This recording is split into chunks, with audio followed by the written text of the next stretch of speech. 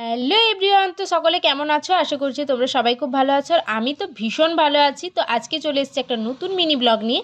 তো আজকে আমি কি করলাম, কি খাওয়া দাওয়া হলো আমাদের বাড়িতে, সব কিছু তোমাদের শেয়ার করব। তো পুরো ব্লগটা স্কিপ না করে দেখতে থাকো। জয় বড়মার জয়। তো ব্লগটা শুরু করলাম প্রথমেই বড়মার নাম নিয়ে। বড়মার আশীর্বাদে সকলের দিন ভালো কাটুক এটাই কামনা করি। তো ব্লগটা শুরু করলাম একেবারে সকালবেলা থেকে, মানে সকালবেলায় মা যখন চা খেতে বসেছে সেই সময় থেকে।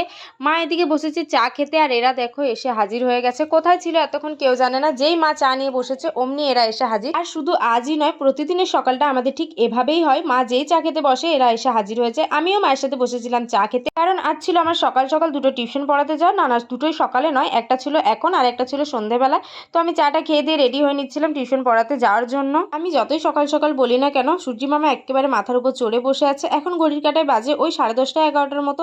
এখনই প্রচন্ড পরিমাণে রোদ দিয়েছে আজকে, তাই আমি একটুখানি সানস্ক্রিন মেখে নিচ্ছিলাম। এই ভিডিও তোমরা আমার গেট রেডি উইথ মি আমার চ্যানেলে পেয়ে যাবে। আর এদিকে আমি একদম হালকা পাতলা মেকআপ করে চলে এসেছি টিউশন পড়াতে। আর টিউশন পড়াতে বসে একটা কথাই ভাবছি, যে আমি যখন বাড়ি থেকে বেরোচ্ছিলাম তখন সূর্যি মামা ছিল একেবারে আমার মাথার উপর।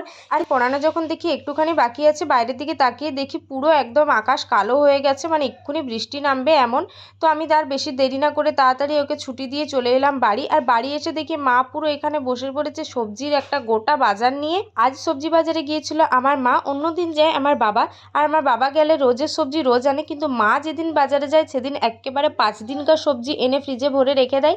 তো মা পুরো একদম বাজার উঠিয়ে নিয়ে এসছে। এদিকে দেখো টমেটো এনেছে, লাউ শাক থেকে শুরু করে ঝিঙে, পটল, কুঁদরি, ভেন্ডি যা যা পেয়েছে সব নিয়ে এসছে একদম ব্যাগ ভরে ভরে। আর মা যেদিনে বাজারে যায় সেদিনে তো ভারী মজা হয়, কারণ মা সবজির পাশাপাশি অনেক কিছু নিয়ে আসে। যেমন আজকে নিয়ে এসেছিল তালের শাঁস।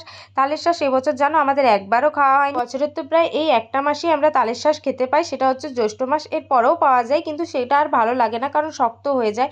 এখন বেশ নরম নরম তালের শাঁসগুলো কিন্তু খেতে বেশ মজা লাগে। আর আমার মা তো ভীষণ পছন্দ করে তালের শাঁস। বাবা বাজারে গেলেই বলে যে আমার জন্য তালের শাঁস নিয়ে আসবে। তো আজকে মা নিজেই নিয়ে এসছে তালের শাঁস। আর এদিকে দেখো আমার কাণ্ড, আমি তো ছাড়াতেই পারছিলাম না, কারণ আমি একদমই ছাড়াতে ছাড়াতে সব ফেলেই দিচ্ছিলাম। তো মা বলছে দে আমি ছাড়িয়ে দিই। মা আমাকে ছাড়িয়ে দিল, তো আমি খাচ্ছিলাম। আর এদিকে মা আমার জন্য আরও একটা জিনিস এনেছে, যেটা তোমাদের প্রথমেই বলি যে মা বাজারে গেলে অনেক কিছু নিয়ে এসে। তো অনেক দিন ধরে ইচ্ছে ছিল যে একটা রূপোর ব্রেসলেট পরবো হাতে। তো মাকে অনেক দিন আগেই বলেছিলাম যে মা আমার জন্য একটা রূপোর ব্রেসলেট এনে দিও। তো মা আজকে সেটাই এনে দিয়েছে।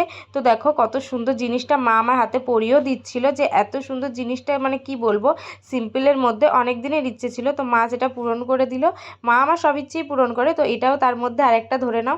আর আমার হাতে কেমন লাগছে সেটা তোমরা একটু কমেন্টে জানিও। আর এদিকে দেখো তোমাদের সাথে বকর বকর করতে করতে পেয়ে গেছে ভীষণ জোরে খিদে। আর এদিকে মা আমার জন্য ভাত বেড়েও দিয়েছে। মা আজকে করেছিল খসলা দিয়ে কি একটা সবজি, আর কুঁদরি ভাজা, শাক ভাজা, আর মাংস করেছিল মা আজকে। মাংসটা কিন্তু সত্যি খুব সুন্দর করেছিল। আর যেহেতু আমাদের বাড়িতে সবাই মাংস খেতে ভালোবাসে, আর মায়ের হাতে যদি সেটা রান্না হয় তাহলে তো কোনো কথাই নেই। চলো আমি তো তাড়াতাড়ি খেয়ে নিই, কারণ আমার আছে এবার সন্ধ্যেবেলায় একটা টিউশন পড়াতে যাওয়ার।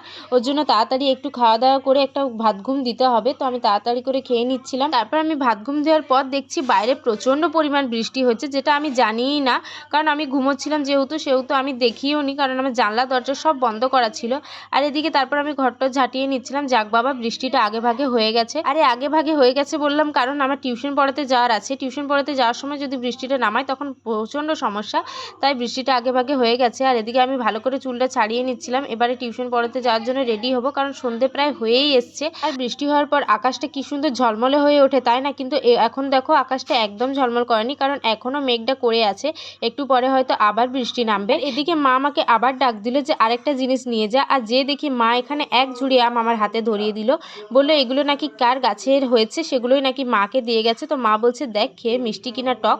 তো আমিও বসে পড়েছি পুরো এক ঝুড়ি আম নিয়ে খাওয়ার জন্য। আমটা কিন্তু পুরোটা মিষ্টি ছিল না, একটু টক মিষ্টি ছিল। টক মিষ্টি তো আমি খেতে ভীষণ ভালোবাসি, তো আমার বেশ ভালোই লাগছিল। আর আমার মা যেহেতু টক খায় না, সেহেতু মা কিন্তু একটা আম ছুঁয়েও দেখেনি। আমার মুখেই শুনেছে যে আমগুলো টক, ব্যাস। মা আর একটা তো হাত দেয়নি, বলছে না বাবা আমি খাবো না। মা যেহেতু একটা আমও খেলো না, তো আমি কয়েকটা খেয়ে রেখে দিয়েছি, কারণ সন্ধেবেলা এখন আর বেশি আম খাবো না, আবার কালকে দুপুরবেলা ভাতের সাথে খাবো। তো রেখে দিয়েছি। তারপর দেখছি বৃষ্টির পর আমার গাছগুলো একদম ঝলমল করছে। একটু একটু মেঘটা এখনো আছে, আরও বৃষ্টি হবে হয়তো পরে। তারপরেও আকাশটা দেখো যেন কি সুন্দর একটা সোনালি আভা দিয়ে উঠেছে। তো অনেক সন্ধে সন্ধে হয়ে যাওয়ার পর আমি চলে এসেছি টিউশন পড়াতে। তো আমি এবার টিউশন পড়িয়ে যাব বাড়ি। আমার টিউশন পড়ানো চলছে। আজকের ব্লগটা কেমন লাগলো তোমরা অবশ্যই জানিও। আবার দেখা হচ্ছে পরের ব্লগে। টাটা।